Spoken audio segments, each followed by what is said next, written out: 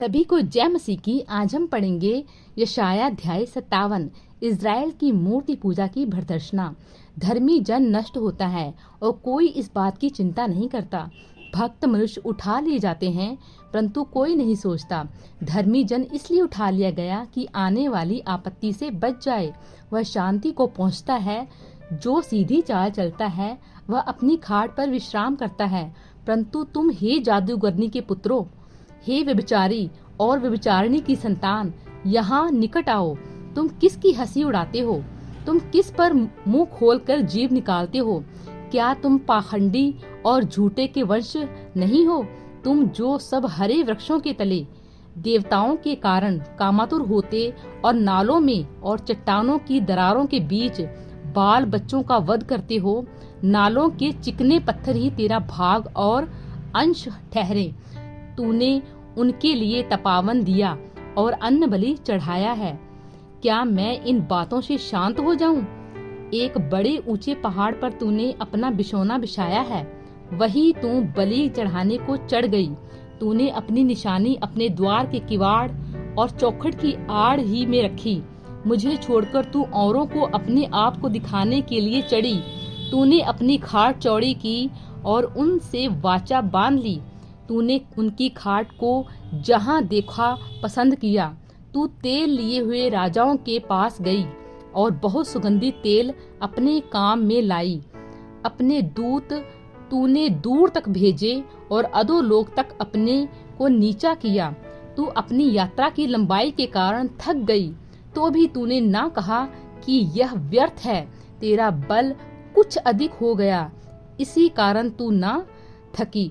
तूने किसके डर से झूठ कहा और किसका भय मानकर ऐसा किया कि मुझको स्मरण नहीं रखा, ना मुझ पर ध्यान दिया? क्या मैं बहुत काल से चुप नहीं रहा? इस कारण तू मेरा भय नहीं मानती। मैं आप तेरे धर्म और कर्मों का वर्णन करूंगा, परंतु उनसे तुझे कुछ लाभ न होगा। जब तू दुहाई दे तब जिन मूर्तियों को तूने जमा किया है वे ही तुझे छुड़ाएं।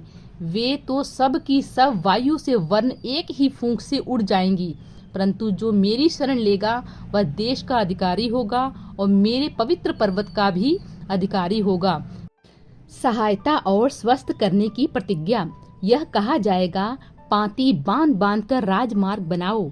मेरी प्रजा के मार्ग में से हर एक ठोकर दूर करो, क्योंकि जो महान और उत्तम और सदैव स्थिर रहता और जिसका नाम पवित्र है, वह यूं कहता है, मैं ऊंचे पर और पवित्र स्थान में निवास करता हूँ और उसके संग भी रहता हूँ, जो खेदित और नम्र हैं, कि नम्र लोगों के हृदय और खेदित लोगों के मन को हर्षित करूँ। मैं सदा मुकदमा ना लड़ता रहूंगा, ना सर्वदा क्रोधित रहूंगा, क्योंकि आत्मा मेरे बनाए हुए हैं, जीव मेरे सामने मूर्छित हो जाते हैं। उसके लोभ के पाप के कारण मैंने क्रोधित होकर उसको दुख दिया था और क्रोध के मारे उससे मुंह छिपाया था, परंतु वह अपने मनमारे मार्ग में दूर भटकता चला गया था। मैं उसकी चाल देखता आया हूँ, तो भी अब उसको चंगा करूंगा। मैं उसे ले चलूंगा और विशेष करके उसके शोक करने वालों को शांति दूंगा। मैं मुंह के फल का सृजनहार हूँ, यहोवा ने कहा। जो दूर और निकट है दोनों को पूरी शांति मिले और मैं उसको चंगा करूंगा। परंतु दुष्ट तो लहराते हुए समुद्र के समान है, जो स्थिर नहीं रह सकता और उसका जल मैल और कीच उछालता है। दुष्टों के लिए शांति नहीं। मेरे परमेश्वर का यही वचन है।